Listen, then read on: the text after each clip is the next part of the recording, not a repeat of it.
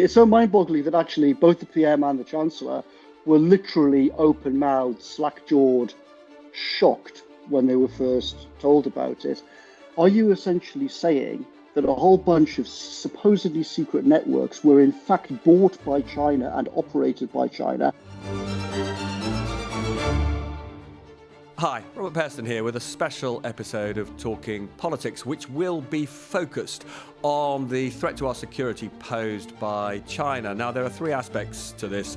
There's the collapse of the spy trial, which has proved so politically controversial. There is the hugely sensitive and important question of whether China should be allowed to build this new super embassy, which some are describing as a spy centre.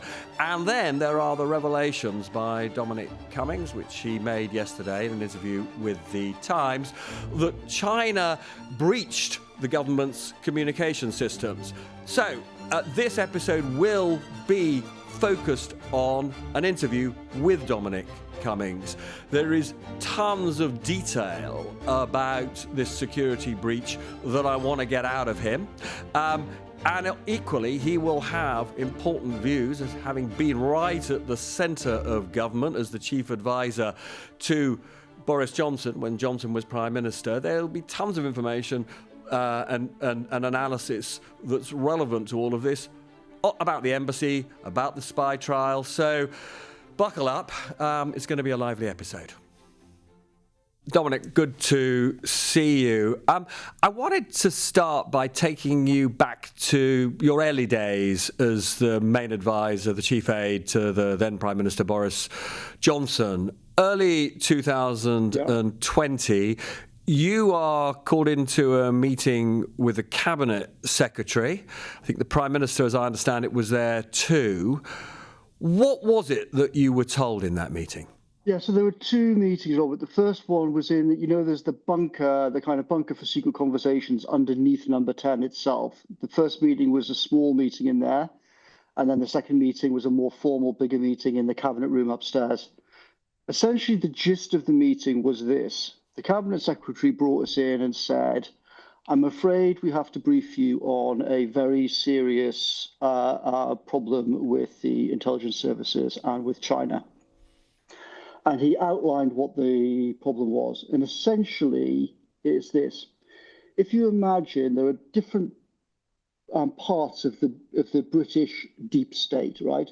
You have intelligence services, you have the Ministry of Defence, you have the Cabinet Office, number 10, Foreign Office, etc., the MOD.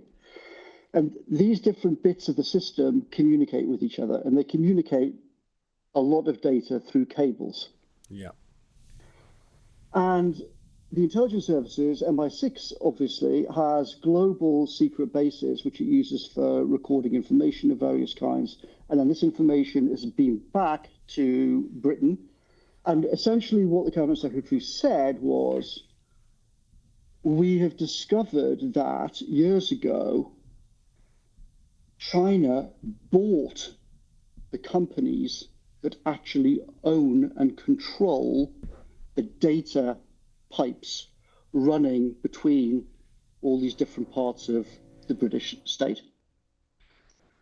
So some people have reported this as a catastrophic hacking, but it's actually worse than hacking, right? Hacking is, gives you a certain impression of clever guys figuring out how to hack into a system, and it's all kind of,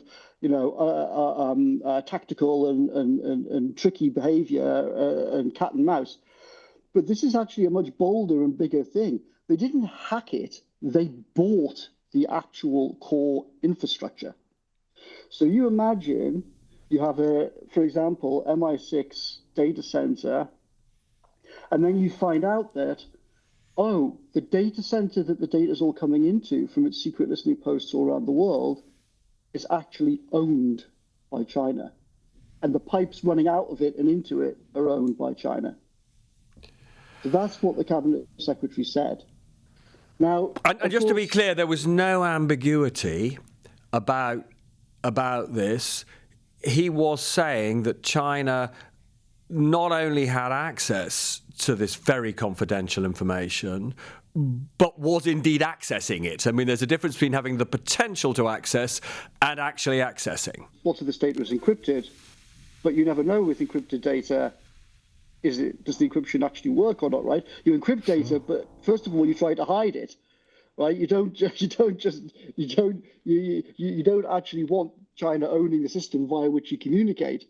So first of all, you try to hide it, and then secondly, you encrypt it in case the first thing doesn't work. So nobody knows, obviously, quite how bad this is. But what they do know is the nature of the data that was being transferred, and that's why it was described by the cabinet secretary as, and other officials there in the meetings as, quote, catastrophic, unquote. I mean, there are so many questions that I want to ask you about this. It's pretty mind-boggling. Yeah, it is mind-boggling. It's so mind-boggling that actually both the PM and the Chancellor were literally open-mouthed, slack-jawed, shocked when they were first told about it. And I was so kind of appalled, I paraphrased it back to the Cabinet Secretary to make sure there was no confusion. I said, CabSec, this sounds so extraordinary. I don't want there to be any confusion here by me or the PM. So obviously you talked a bit about this yesterday to the Times, and I've been asking around among my various sort of tech contacts about which company might be involved in this, which provider of this kind of infrastructure. Now, there is a company called Global Switch, which has been mentioned to me. It was set up from memory by the Rubin brothers, but initially, I think 49%, and then a majority stake was sold to Chinese interests. I'm presuming, given that that is the only big sort of data center kind of operator in the UK with such a substantial Chinese ownership, that you must be talking about Global Switch. That is the name of the company that the Cabinet Secretary used in the bunker in number 10 to me and the PM, yes.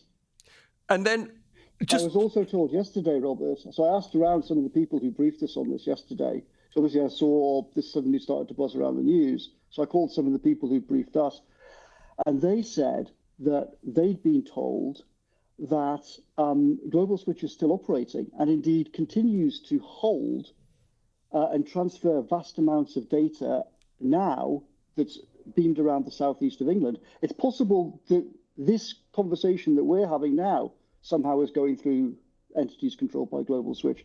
So I don't know, I haven't checked this out myself, but national security officials who are briefing, very senior people who briefed the PM and me back in 2020 are saying that they suspect that Global Switch is still operating in the UK, and this should be quite easy to check. I don't know. Yeah, no. As I understand it, listen, I mean, they're a name I've come across. They are a massive data center operator, and obviously, you know, a question that I'm going to have to get to the bottom of when we finish talking is the extent to which the government still uses their services. But right. But the question to ask you though is, you know, at that time, you know, essentially you're saying the MOD, the security services, really dependent on infrastructure provided by Global Switch.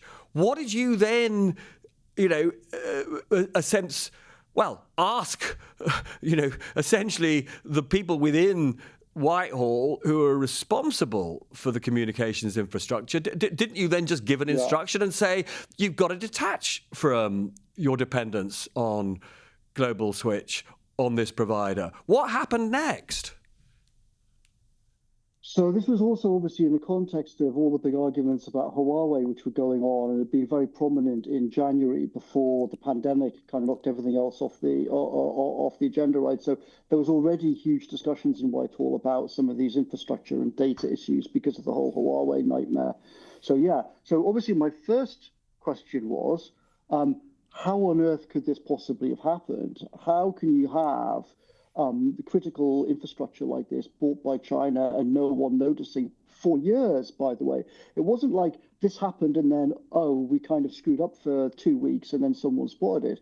What they told us was this had been going on, quote, for years, unquote. So imagine the scale of the data that had been going through the system. Obviously, I said, how on earth could this have happened in the first place? Secondly, Who was responsible for it? Third, what is the what are you doing now to get us out of this? Fourth, what kind of audit have you done? And what can you tell us about how bad this is and what kind of information has gone through there? Obviously, you must be checking this, right? So I asked all these questions in the meetings that we had in the summer. This was in, I'm not sure exactly, but I would guess June-ish in 2020. The answers were basically very unsatisfactory. It was, we don't really quite know how this happened. We don't really know who's responsible. They've probably left, which, of course, as you know, Robert, is the usual thing in the civil service. No one ever stays in any job for any period of time. So they're always bouncing on from one thing to another. So we're trying to track down how this happened, who did it, blah, blah, blah, blah, blah. And the rest of my time there over the next roughly 4 months or so, they basically just prevaricated and said, we're still investigating. Crucial that no one talks about this, blah, blah, blah, blah, blah, blah, blah. And I've asked around in the last couple of days, and obviously, as you would expect, the story inside the deep state is it was all basically just covered up. No one was ever held responsible for it. Which is the usual story, right? And you can see this culture, Robert, today. You can see it in the Cabinet Office's response, right? Because what's the Cabinet Office trying to do is trying to obfuscate and sow confusion about this. So can I ask? Can I classification? So can I precisely ask you about that? I mean, the Cabinet Office yesterday gave me this statement. It is untrue to claim that the systems we use to transfer the most sensitive government information have been compromised. Very carefully chosen words. They're not denying that their systems have been compromised. And in fact, others in the Cabinet Office confirmed to me that their systems had been compromised. Their sort of defence is that it wasn't the most extremely sensitive information. But from what you were saying at the beginning of our conversation today, the nuclear codes. Yeah, I mean, the question is, given that you're saying this is basically intelligence information, much of it, it is difficult to know what could have been more sensitive. Exactly. I mean, if you've got the Cabinet Office try to downplay it, right, to you and others giving out these bogus, as you say, carefully worded statements. But let's just go. Often it's easy just to look at the big picture of these with these things, right? The big picture is you have big data hubs run by our, quote, secret intelligence service, unquote. Yeah. Now, if you wanted to send out semantic quotes about not, quote, the most sensitive, i.e. not necessarily the actual codes to launch the nukes, it goes back to this culture, right, over and over again that we see. Massive failure, lies, cover-ups, failure to take responsibility for it. Instead of just saying, which everyone involved knows is true, yes, this was a giant disaster, and we're trying to get to the bottom of it. It will inform MPs in due course in a sensitive way. It's the usual story, exactly the same as on the broader spy case, of obfuscation, trying to send out semantic arguments and get all of you guys in the media arguing over semantics rather than the actual core story. Now, plainly, over the last 10 years or so, the British government has been, to use that awful phrase, on something of a journey with regards to China. It wasn't that long ago, 10, 11 years ago, when David Cameron and George Osborne were talking about a so-called golden age of economic cooperation with China. And then increasingly we learn about the way that China is posing a threat to our national security. But even by 2020, I mean, you only have to talk to British companies who, were desperately worried about the extent to which their intellectual property had been stolen by the Chinese, that they were, that there was essentially industrial espionage going on over a very, very long period of time. How do you think that the British government gets itself into a position where it is relying on Chinese-owned communications infrastructure? I mean, even if we weren't talking about top secret information, it is sort of extraordinary that they would be using Chinese-owned infrastructure at all within the British government. Exactly. It's obviously ludicrous. So how does it happen? So I think a core thing is that I think this is a cross-party failure. I think the Blair-Brown government got it wrong, but then the Cameron and Osborne government doubled down and got it wrong. And I think Cameron and Osborne actually have even less excuse than Blair-Brown, right? If you go back to 1995, a lot of people were very naive about China. By the time you get to 2015, 2020, you really ought to have woken up to what the hell was going on, because there was so much in the public domain.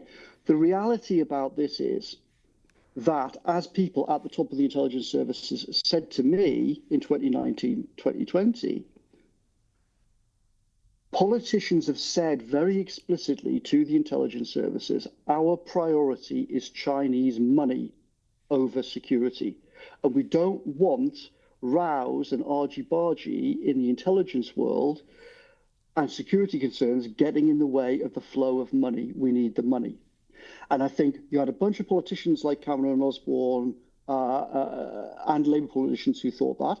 Secondly, inside Treasury, this was an extremely powerful view. And as you know, Robert, the Treasury is an extremely powerful institution in Whitehall. It becomes more powerful when the government is on the rocks, right? When I came in 2020, I had very strong pleas from MI5, MI6, GCHQ to try to push for much tougher laws to help them deal with Chinese espionage, right? So I started pushing through a new law, National Security Act, to try to change definitions of espionage, all kinds of things, strengthen government powers to intervene, try to clamp down on the theft of intellectual property and high technology, which they're robbing or buying from Britain, et cetera, et cetera, et cetera. What happened straight away as soon as I started to do that? Treasury come to number 10 and say, we don't like this new act, our priority is the money. And I said, well, look, your priority is the money, but my priority is security. And I think we're going to have to make some financial sacrifices and change the way that we look at this. So my view was very controversial in this sense. It was extremely popular, as you would expect, amongst a lot of people in MI6, MI5, GCHQ, MOD, but it was extremely unpopular in elements of the political party, in the Conservative Party, and particularly in the Treasury. So you've had, in simplistic terms, this clash, money versus security. And for most of the last 25 years, the people prioritizing short-term money have dominated. Similar in a way to what happened on Russia, right? People turned a blind eye for 20 years on Putin and the oligarchs and the KGB mafia coming to London and corrupting the city, corrupting the barristers and the English legal system, because they were short-term obsessed with the cash that was coming in. Tragically, the same essential psychological issue is true on an even bigger scale on China, and that's the heart. That's the heart of the problem. So on that, we are talking about this extraordinarily lavish new embassy that is being built by the Chinese on the east of London in the old Royal Mint building. It's an enormous project. We're waiting to see whether it gets formal approval. But, you know, there are concerns that the Chinese have not revealed what the purpose of a number of rooms, large spaces in this building, what they're actually for. Now, if we could now go back to, because this project has been in the works for years, right? Yeah. So what were you told when you were at the heart of Downing Street, at the heart of the government, about this proposed new embassy that China wanted? So MI5 and MI6 said to me explicitly, China is trying to build a spy center underneath the embassy. It's an extremely bad idea to allow this to go ahead.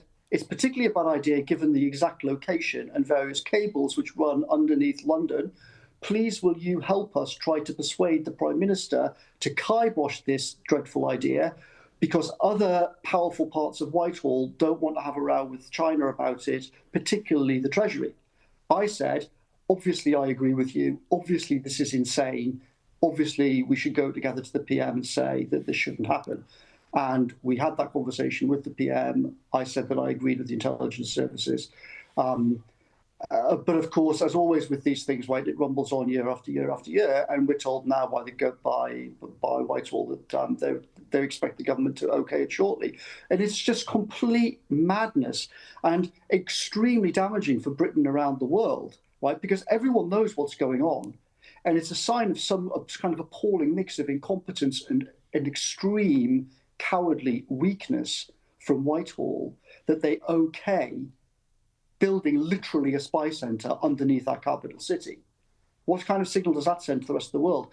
And what are the ramifications for America, which shares vast amounts of extremely secret information with British intelligence services? How do you think the CIA and the NSA are going to react to this if Starmer okays it? And do you think it will undermine not only our relations with the American secret services, but we are part of this extraordinarily valuable network called Five Eyes? Do you fear that actually confidence within the whole Five Eyes in our ability to keep information secure would be, undermined, were this embassy to go ahead? I mean, I'm slightly struck, to take us back to our earlier conversation about Global Switch. From memory, I think the Australians, because of Chinese ownership of Global Switch, actually put in place various restrictions that stop Global Switch operating in Australia. Correct. Australia have actually been ahead of the game, ahead of Britain on this subject. On your broad point, yes, I think this is just one thing, right, of many. And the basic problem with just going on now on the Five Eyes thing is it's a drip of one nightmare after another. And it's the kind of cumulative effect of all of this. So you have the complete farce of the spy case going on now, which makes us look completely ludicrous. You have all kinds of revelations about Chinese intelligence, makes us look ludicrous. You have the sight of various Chinese venture capital companies and other entities going around hoovering up intellectual property from Oxford and Cambridge, makes us look ludicrous. You have Chinese investment into British educational institutions at a vast scale, makes us look ludicrous. It's one thing after another, right? And then if you then cap that all with, oh yeah, well, we'll just let you build a spy center underneath our capital city, it obviously, it obviously is extremely damaging to our reputation, and it makes it look to our allies around the world like in many ways the country is just giving up, or at least the political class is giving up. Now, if we just now turn to this collapse of the case against the two alleged spies who were working in Parliament, passing information, according to witness statements, to the Chinese secret services. Yeah. I'm struggling to work out whether this is, just a total colossal cock-up, or whether there's an element of actual sort of conspiracy here in the failure, and there are different pieces to it. I don't know if you've read the witness statement that was provided by the Deputy National Security Advisor. Yeah, Matt Collins, he's a good guy, and I think being treated absolutely appallingly by the government. Right, I worked with Matt and dealt with him on some very sensitive issues, including, ironically, China and some of the things that we've been talking about. So do you think he has no doubt about? Do you think he has no personal? Do you think he has no personal doubt about the security threat posed by China? Absolutely zero doubt. Matt Collins personally briefed me on cases like this. He knows perfectly well that the only rational, conceivable way in which people responsible, national security officials inside the system, think about China is as an extremely dangerous enemy threat that needs huge resources and efforts to combat, far more than we have been doing. He, like many others in the intelligence services, lobbied me to say, please, can you try to persuade the politicians that we need more money and more focus and more effort on this problem? So I know from first-hand experience that Matt Collins knows very well what this is. And it's disgraceful the way that the Prime Minister is trying to offload responsibility for this onto him. So why do you think he would and did include in witness statements, phrases like, we've got to cooperate and understand, and, we've got to engage in diplomacy, and essentially implying there are great commercial opportunities from having a better relationship with China?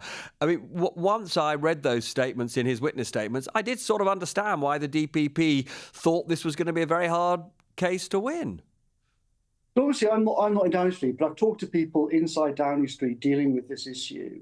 And what they've said to me is, obviously Matt understands the threat. Obviously Matt would have written down exactly what the threat is, but the Treasury did not want to have a big row with China on this issue. I mean, certainly, I have to say, one of the things I was slightly struck by is in the final submission that Collins made, there is this phrase that says the government's position is that we will cooperate where we can, compete where we need to, and challenge where we must.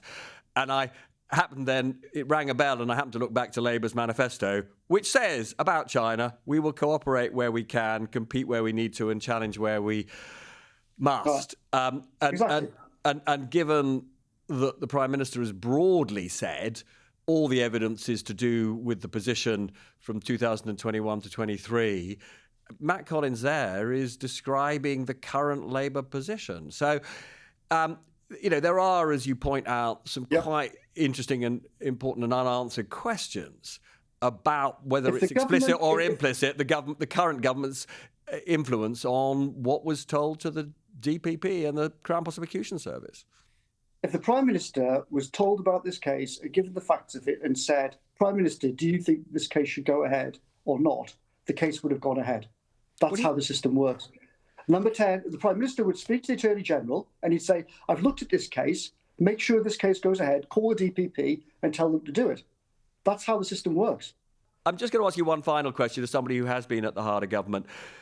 Do you, in the end, have sympathy, therefore, with the Director of Public Prosecutions? His view was on the basis of a slight reinterpretation of the 2011 Official Secrets Act in a case against some Bulgarian spies who were working for the Russians, that he needed an absolute, unambiguous statement from the government's witness about the nature of the threat that China posed. He says that in the three witness statements, there was just not quite an unambiguous statement enough about that threat, which is why he didn't proceed, because he feared he would lose. Quite a lot of MPs have said to me, he should have just chanced his arm. And I have to say, when I've read the three witness statements, the argument that this was spying, I mean, let's not prejudge the outcome. The two individuals involved who have been who were prosecuted, claim they were innocent. But it's a pretty compelling case when you read the witness statements. And I don't really understand why the DPP just didn't, essentially press the button and allow it to happen. So we don't know all the conversations that have happened, right? In particular, we don't know now what conversations happened between the DPP and the Attorney General, Hermer. Because it's inconceivable that there would not have been conversations between those two officers. And I think the DPP, I mean, as you say, of course, in any national security case like this, the Attorney General would have been consulted, and I think, and I think that the DPP, or I'm told, by my sources, that the Director of Public Prosecutions did brief MPs that he had consulted Hermer, the Attorney General. But just to be clear, in terms of your experience in government, the Attorney General could have instructed the DPP to go ahead. The Attorney General could have said that, and the Attorney General could also have said, look, I will speak to the Prime Minister about this, and we'll discuss the question of just how punchy Matt Collins or another official should be in the witness box in terms of giving the evidence that you want. This is what would have happened if I'd been in there. Someone would have come to me and said, Dominic, we've got a spy case. We need an official to go and do this. The lawyers say that in order to make this work, someone's got to say blah, blah, blah, blah. Is the PM happy with that? Yes or no? If the PM's happy with that, we'll tell the Attorney General. The Attorney General will pass that on through the lawyers, and everyone knows where they are. But if the PM says, for whatever reason, I don't want any officials in court saying this, I don't want them giving evidence, then of course that transmits back through the system the other way, right? And everyone goes, oh, shit. Well, the PM and co are not going to back us up on this, and they're not going to provide evidence. Well, we don't know what Hermer said to Starmer, what Starmer said to Hermer, and then what Hermer said to the DPP. So, yes, it's reasonable to say the DPP appeared to have been a bit flaky and a bit weak and feeble on the whole thing. But you also don't know what signals were sent from the AG's office on the whole issue. Because if the DPP spoke to the AG and the AG made clear, actually, look, our hearts aren't in this, and the PM is basically with the Treasury, then you could easily imagine why in modern Whitehall, DPP thought, well, we don't want to get the blame for a trial that goes ahead and then falls apart. Right. Well, as always, in such fascinating, important, sorry, there's no other word for it, debacles as this. There are always more questions to ask, but I think we probably have run out of time for this morning. Dominic Cummings, fascinating conversation. Thanks for joining us today, and come back soon.